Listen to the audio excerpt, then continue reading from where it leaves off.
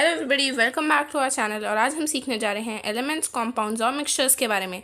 तो अभी हम देख लेते हैं कि हम इस वीडियो में कौन कौन से टॉपिक्स कवर करेंगे। हम सबसे पहले सीखेंगे एलिमेंट्स के बारे में, कंपाउंड्स के बारे में, मिक्सचर्स के बारे में, और हम कंपाउंड्स और मिक्सचर्स में कुछ डिफरेंसेस देखेंगे। और हम आइसोटोप्स भी सीखेंगे, और आइसोटोप्स हम जब एलिमेंट्स सीख रहे होंगे तब सीखेंगे। तो चलिए शुरू करते हैं एलिमेंट्स से। So an element is a pure substance which cannot be broken down by chemical means, consisting of atoms which have identical number of protons in their atomic nuclei. तो इसका मतलब क्या होता है? तो सबसे पहले आपको दिख रहा होगा an element is a pure substance. तो इसका मतलब ये होता है कि जो एलिमेंट्स होते हैं वो प्योर सब्सटेंसेज होते हैं। और प्योर सब्सटेंस का मतलब क्या होता है कि कोई सब्सटेंस जो सेम टाइप ऑफ या सिमिलर टाइप ऑफ पार्टिकल से बनी हो।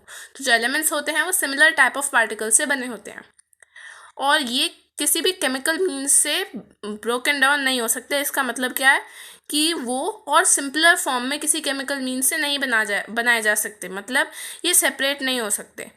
और उसके बाद है consisting of atoms which have identical number of protons in their atomic nuclei. तो इसका मतलब जो एलिमेंट्स होते हैं उनका एक एटम होता है, और जो एटम्स होते हैं उनमें इलेक्ट्रॉन्स, प्रोटॉन्स और न्यूट्रॉन्स होते हैं, है ना।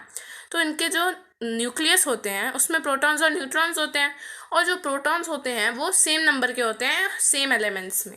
जो पीरियोडिक टेबल होता है, जैसा आपको अभी स्क्रीन पे दिख रहा है, इसमें आप देख सकते हैं कि कई सारे वर्ड्स हैं, जैसे हाइड्रोजन, हीलियम, ये सब एलिमेंट्स होते हैं। तभी आपको दिख रहा होगा पीरियोडिक टेबल ऑफ एलिमेंट्स। तो उसमें जितने भी आपको दिख रहे हैं, जैसे हीलियम, हाइड्रोजन, जो भी आप देख लो, ऑक्सीजन और कॉपर, ये सब एलिमेंट्स होते हैं।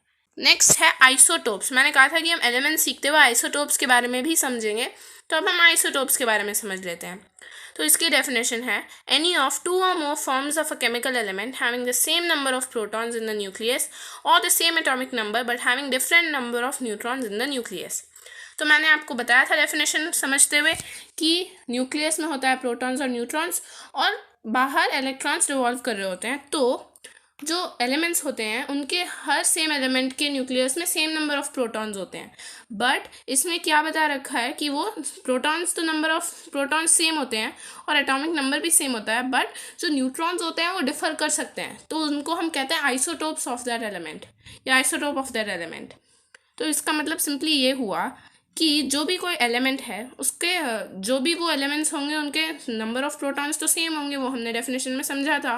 तो इसलिए एटॉमिक नंबर भी सेम होगा, बट जो न्यूट्रॉन्स होते हैं अगर वो डिफरेंट होते हैं तो वो आइसोटोप्स होते हैं। जैसे आपने सुन रखा होगा कार्बन 12, कार्बन 13, कार्बन 14, वही मैंने यहाँ दे रखा है कि इसमें आप देख सकते हैं प्रोटॉन्स तो सब में 6 ही हैं, तीनों कार्बन है, बट ये आइसोटोप्स हैं क्योंकि आप देख सकते हैं इसमें न्यूट्रॉन्स का नंबर डिफरेंट हो गया है। इसीलिए क्या कहते हैं कि ये सेम है, एलिमेंट तो कार्बन ही है, बट ये उसके आइसोटोप्स हैं क्योंकि न्यूट्रॉन्स का नंबर डिफरेंट है, बट प्रोटॉन्स आप देख सकते हैं सब में 6 ही हैं।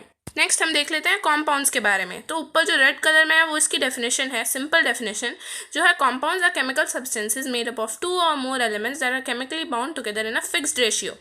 तो अगर फिक्स्ड रेशियो हम देखें तो आप देख सकते हैं, जैसे कोई भी कॉम्पाउंड इमेजिन करें, वाटर एक कॉम्पाउंड होता है H2O, ओके। तो वो आप देख सकते हैं कि H उसमें 2 है और ऑक्सीजन 1 है, ये इसका एक रेशियो होता है।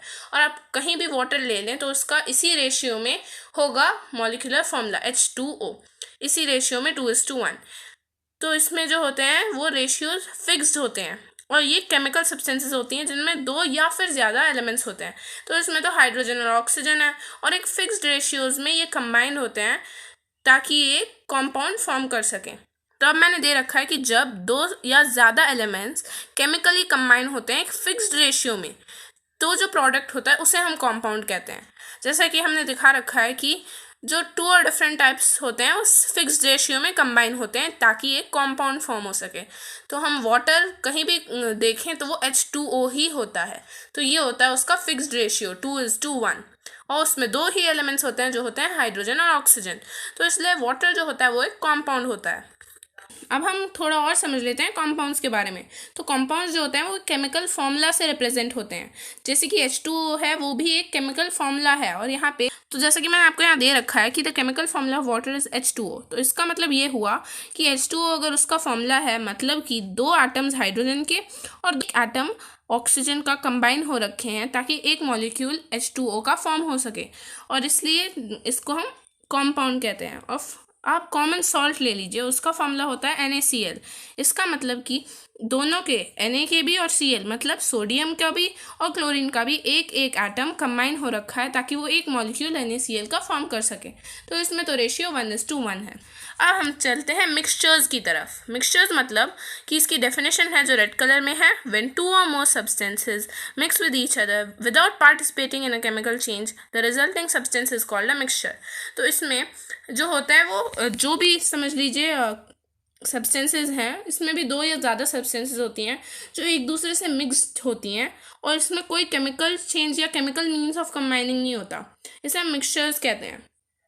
तो इसमें हाँ, ये केमिकली कंबाइंड एक दूसरे से नहीं होती, ये बस मिक्स्ड होते हैं। टू या फिर ज़्यादा सब्सटेंसेस, दो या ज़्यादा सब्सटेंसेस एक दूसरे से बिना किसी केमिकल मीन्स के कंबाइंड होते हैं। अब अगर मिक्सचर्स के बारे में थोड़ा और समझें तो जो कंपोनेंट्स होते हैं मिक्सचर्स के वो अपनी ओरिजिनल प्रॉपर्टीज़ रखते हैं, क्योंकि इसमें कोई भी ये केमिकली कंबाइंड नहीं होते इसलिए। और जो सेपरेशन होती है जिन जिन कंपोनेंट्स या जिन जिन सब्सटेंसेस को मिलके वो मिक्सचर बना है, उसमें जो भी कंपोनेंट्स हैं उनको हम ईजिली वापस से सेपरेट कर सकते हैं। तो जो प्रोपोर्शन होता है मतलब जो रेशियो होता है, जो कंपोनेंट्स जिस रेशियो में मिले हुए हैं वो वेरिएबल होता है, मतलब वो रैंडमली मिले होते हैं। और दो टाइप्स ऑफ मिक्सचर्स होते हैं, homogeneous mixtures and heterogeneous mixtures. आप चाहें तो कमेंट बॉक्स में हमें बता सकते हैं, हम चाहें तो इस टॉपिक पे भी एक वीडियो बना देंगे कि होमोजीनस मिक्सचर्स क्या होते हैं और हेट्रोजीनस मिक्सचर्स क्या होते हैं। नेक्स्ट है डिफरेंसेस। तो इसमें मैं आपको बताऊंगी कॉम्पाउंड्स के और मिक्सचर्स के डिफरेंसेस। तो पहला है कि compounds are substances which can be formed by chemically combining two or more elements.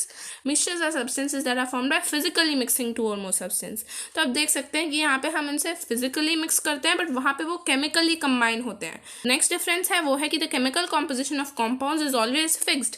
जैसे कि मैंने आपको एग्जाम्पल दिया था H2O का और NaCl का, कि उनका एक फिक्स्ड रेशियो होता है कि जब वो हर बार कंबाइन करते हैं उस कॉम्पाउंड को फॉर्म करने के लिए तो वो एक फिक्स्ड रेशियो में कंबाइन करते हैं। जो मिक्सचर्स होते हैं मैंने आपको बताया था कि a mixture can have a variable composition of the substances forming it.